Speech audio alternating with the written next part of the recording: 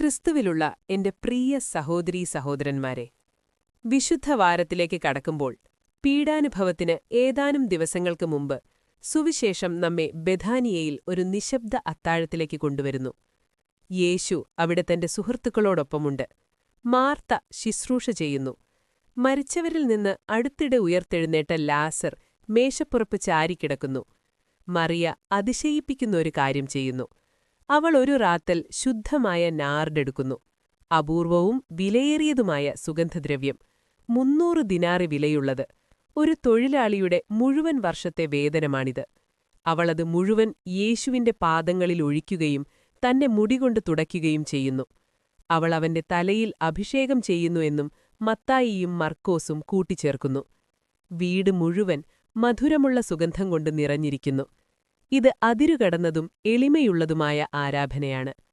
ആ സംസ്കാരത്തിൽ പരസ്യമായി തന്റെ മുടി അഴിച്ചുമാറ്റുന്നതും ഒരു മനുഷ്യന്റെ പാദങ്ങളിൽ തൊടുന്നതും അപമാനകരമായിരുന്നു. എന്നിരുന്നാലും ആഴമായ സ്നേഹത്തിൽ നിന്നും നന്ദിയിൽ നിന്നും മറിയ അവളുടെ ഏറ്റവും മികച്ചത് നൽകുന്നു. കുരിശു വരുന്നു എന്ന അടിയന്തരാവസ്ഥ അവൾ മനസ്സിലാക്കുന്നു. ഇത് ഇപ്പോൾ അല്ലെങ്കിൽ ഒരിക്കലും.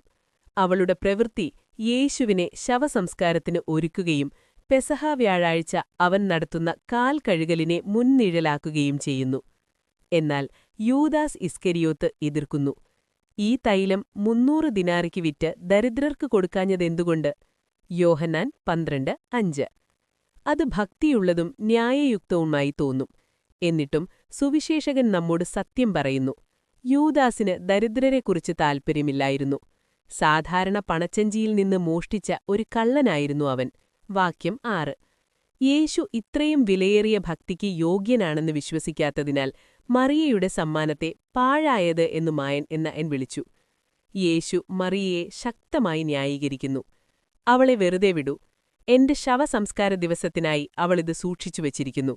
ദരിദ്ര എപ്പോഴും നിങ്ങളുടെ കൂടെയുണ്ട്, പക്ഷേ ഞാൻ എപ്പോഴും നിങ്ങളുടെ കൂടെയില്ല. വാക്യം 7-8. ഇവിടെ ഒരേ മേശയിൽ 2 ഹൃദയങ്ങളെ നാം കാണുന്നു. മറിയ ക്രിസ്തുവിനോടുള്ള സ്നേഹത്തിൽ എല്ലാം പകരുന്നു. യൂദാസ് എല്ലാം വ്യക്തിഗത നേട്ടത്തിനായി കണക്കാക്കുകയും ഒരിക്കലും ഒരു ഔദാര്യപൂർണമായ ഭക്തിയെ പാഴാക്കലെന്ന് വിളിക്കുകയും ചെയ്യുന്നു. ഇതേ വ്യത്യാസം നമ്മുടെ സ്വന്തം കാലത്ത് ഇവിടെ ഇന്ത്യയിൽ തന്നെ ഉച്ചത്തിൽ പ്രതിധ്വനിക്കുന്നു. ദിവസങ്ങൾക്ക് മുമ്പ് 2026 മാർച്ച് 25-ന് സർക്കാർ ലോക്സഭയിൽ വിദേശ സംഭാവന നിയന്ത്രണം ഭേദഗതി ബിൽ 2026 അവതരിപ്പിച്ചു. FCRA ലൈസൻസ് റദ്ദാക്കുകയോ താൽക്കാലികമായി നിർത്തിവെക്കുകയോ പുതുക്കാതിരിക്കുകയോ താമസിപ്പിക്കുകയോ ചെയ്യുന്ന ഏതെങ്കിലും NGOയുടെയോ സ്ഥാപനത്തിന്റെയോ ഫണ്ടുകൾ, സ്വത്തുക്കൾ, ആസ്തികൾ എന്നിവ പിടിച്ചെടുക്കാനും കൈകാര്യം ചെയ്യാനും വിനിയോഗിക്കാനും കഴിയുന്ന ഒരു ശക്തനായ പുതിയ നിയുക്ത അധികാരിയെ ഈ ബിൽ സൃഷ്ടിക്കുന്നു. സ്കൂളുകൾ, ഹോസ്പിറ്റലുകൾ, അനാഥാലയങ്ങൾ എന്നിവയും ദരിദ്രർക്കും ദളിതർക്കും ആദിവാസികൾക്കുമായി ക്ഷേമ പരിപാടികൾ നടത്തുന്ന നിരവധി ക്രിസ്ത്യൻ സംഘടനകൾ വിദേശത്തുള്ള സഹവിശ്വാസികളുടെ വിശ്വസ്ത പിന്തുണയെ ആശ്രയിക്കുന്നു. Catholic bishops conference of India ഈ മാറ്റങ്ങളെ അപകടകരവും ഭയാനകവുമാണെന്ന് വിശേഷിപ്പിച്ചു. ഇത് എക്സിക്യൂട്ടീവിന്റെ അതിരുകടത്തലും ന്യൂനപക്ഷ സ്ഥാപനങ്ങളിലെ അനാവശ്യ ഇടപെടലുകളും ഭരണഘടനാ സ്വാതന്ത്ര്യങ്ങൾക്കും സ്വാഭാവിക ന്യായത്തിനും നേരെയുള്ള ഭീഷണികളുമുണ്ടാകുമെന്ന് മുന്നറിയിപ്പ് നൽകി. ഈ നയം യൂദാസിന്റെ മനോഭാവം ആവർത്തിക്കാൻ സാധ്യതയുണ്ട്. ദരിദ്രരെ സേവിക്കുന്നതിനായി പതിറ്റാണ്ടുകൾ കൊണ്ട് നിർമ്മിച്ച ക്രിസ്തുവിന്റെ പേരിൽ ചെയ്യുന്ന ഉദാരവും എളിമയുള്ളതുമായ സേവനം നിർബന്ധിത മതപരിവർത്തനം അല്ലെങ്കിൽ ദുരുപയോഗം തടയുന്നതിന്റെ മറവിൽ സംശയത്തോടെയും പിടിച്ചെടുക്കലും വരുതിക്കപ്പെടുന്നു. എന്നാൽ അതിന്റെ യഥാർത്ഥ ഫലം ദശലക്ഷങ്ങളെ പഠിപ്പിക്കുകയും രോഗികളെ സുഖപ്പെടുത്തുകയും തലമുറകളായി അരികുവൽക്കരിക്കപ്പെട്ടവരെ ഉയർത്തുകയും ചെയ്ത സ്ഥാപനങ്ങളെ തന്നെ തളർത്തുകയെന്നതായിരിക്കും. നമ്മുടെ വേരുകൾ നമുക്ക് ഓർമ്മിക്കാം. ക്രിസ്തുമതം ഇന്ത്യയിൽ വന്നത് കൊളോണിയൽ ഭരണത്തോടെയല്ല, മറിച്ച് AD 52-ൽ സെന്റ് തോമസ് അപ്പോസ്തലനോടൊപ്പമാണ്. അദ്ദേഹം മലബാർ തീരത്ത് കാലുകുത്തി, സുവിശേഷം പ്രസംഗിച്ചു, ഇന്നും നിലനിൽക്കുന്ന പള്ളികൾ സ്ഥാപിച്ചു. സെന്റ് തോമസ് ക്രിസ്ത്യാനികൾ, നസ്രാണികൾ ലോകത്തിലെ ഏറ്റവും പഴക്കമുള്ള ക്രിസ്ത്യാനി സമൂഹങ്ങളിലൊന്നാണ്. നൂറ്റാണ്ടുകളോളം പ്രാദേശിക ഹിന്ദു രാജാക്കന്മാർ അവരെ സംരക്ഷിച്ചു. കൊച്ചിയിലെ രാജഭവനമായ പെരുമ്പടപ്പ് സ്വരൂപം എന്ന രാജ്യം ഒരു മനോഹരമായ ഉദാഹരണമാണ്.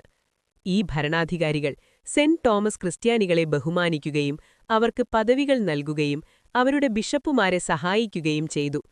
ക്രിസ്ത്യാനികൾ വിദേശ ഭീഷണികളായി കണ്ടില്ല, മറിച്ച് വിശ്വാസവും സേവനവും രാജ്യത്തെ ശക്തിപ്പെടുത്തിയ സമൂഹത്തിലെ വിലപ്പെട്ട അംഗങ്ങളായാണ് കണക്കാക്കപ്പെട്ടത്. ഇന്ത്യയിലെ ക്രിസ്തുമതം പുരാതനവും തദ്ദേശീയവും ആഴത്തിൽ സംഭാവന ചെയ്യുന്നതുമാണ്. കർശനമായി നിയന്ത്രിക്കപ്പെടുകയോ സംശയിക്കപ്പെടുകയോ ചെയ്യേണ്ട ഒരു സമീപ ഇറക്കുമതിയല്ല.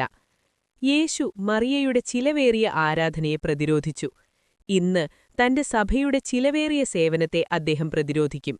യഥാർത്ഥ ദാനധർമ്മത്തിന്റെ സുഗന്ധം എളുപ്പത്തിൽ നിയന്ത്രിക്കാൻ സാധിക്കില്ല. ഈ വിശുദ്ധവാരത്തിലൂടെ നടക്കുമ്പോൾ നമ്മുടെ സ്വന്തം ഹൃദയങ്ങളെയും കൂട്ടായ പ്രതികരണത്തെയും നമുക്ക് പരിശോധിക്കാം. നമ്മൾ മറിയയെപ്പോലെയാണോ? നമ്മുടെ വിഭവങ്ങളും സമയവും ക്രിസ്തുവിനോടും ദരിദ്രരോടുമുള്ള സ്നേഹത്തിൽ പകരാൻ തയ്യാറാണോ? അതോ യൂദാസിന്റെ ആത്മാവിനാൽ പ്രലോഭിക്കപ്പെടുകയാണോ? ഉദാരഭക്തിയെ ഒരു സാമ്പത്തിക കണക്കുകൂട്ടലിലേക്കോ രാഷ്ട്രീയ സംശയത്തിലേക്കോ ചുരുക്കുകയാണോ? അധികാരത്തിലുള്ളവരോട് സെന്റ് തോമസ് ക്രിസ്ത്യാനികളുടെ പുരാതന വിശ്വാസത്തെയും അവരുടെ കാരുണ്യപ്രവൃത്തികളെയും നിയന്ത്രിക്കേണ്ടതോ പിടിച്ചെടുക്കേണ്ടതോ ആയ പ്രശ്നങ്ങളായി കണക്കാക്കരുത്. വിശ്വാസം പ്രഘാടിക്കാനും ആചരിക്കാനും പ്രചരിപ്പിക്കാനും അതിന്റെ പേരിൽ ആവശ്യക്കാരെ സേവിക്കാനുമുള്ള അവകാശം ഇന്ത്യയുടെ ഭരണഘടന ഉറപ്പു നൽകുന്നു. ന്യായമായ നിയന്ത്രണം ഒരു കാര്യമാണ്. ന്യൂനപക്ഷ സ്ഥാപനങ്ങളിലെ ആയുധവൽകൃത നിയന്ത്രണം മറ്റൊരു കാര്യമാണ്. സഭയോട് വിമർശിക്കപ്പെടുമ്പോഴും നിങ്ങളുടെ നാർഡ്, അതായത് നിങ്ങളുടെ ഏറ്റവും മികച്ച പരിശ്രമം, നിങ്ങളുടെ ദാനധർമ്മം, നിങ്ങളുടെ സാക്ഷ്യം പകർന്നുകൊണ്ടേയിരിക്കുക. സുവിശേഷം പ്രസംഗിക്കപ്പെടുന്ന എവിടെയും മറിയയുടെ പ്രവൃത്തി ഓർക്കപ്പെടുന്നു. അതുപോലെ തന്നെ ഇന്ത്യൻ ക്രിസ്ത്യാനികളുടെ വിശ്വസ്ത സേവനവും. നമുക്കുവേണ്ടി കൊല്ലപ്പെട്ട കുഞ്ഞാടായ യേശു നമ്മുടെ പരമമായ നന്മയ്ക്ക് യോഗ്യനാണ്. ക്രിസ്തു കേന്ദ്രീകൃത ആരാധനയുടെയും സേവനത്തിന്റെയും സുഗന്ധം നമ്മുടെ വീടുകളിൽ, നമ്മുടെ ഇടവകകളിൽ, നമ്മുടെ രാഷ്ട്രത്തിൽ. അറുക്കപ്പെട്ട കുഞ്ഞാട് ശക്തിയും സമ്പത്തും ജ്ഞാനവും ശക്തിയും ബഹുമാനവും മഹത്വവും അനുഗ്രഹവും സ്വീകരിക്കാൻ യോഗ്യനാണ്. വെളിപാട് 5:12. മറിയയുടെ ധൈര്യവും ഈ പുണ്യദിനങ്ങളിലൂടെ വിശ്വസ്തയോടെ നടക്കാനുള്ള ജ്ഞാനവും കർത്താവ് നമുക്ക് നൽകട്ടെ. പിതാവിന്റെയും പുത്രന്റെയും പരിശുദ്ധാത്മാവിന്റെയും നാമത്തിൽ. ആമേൻ.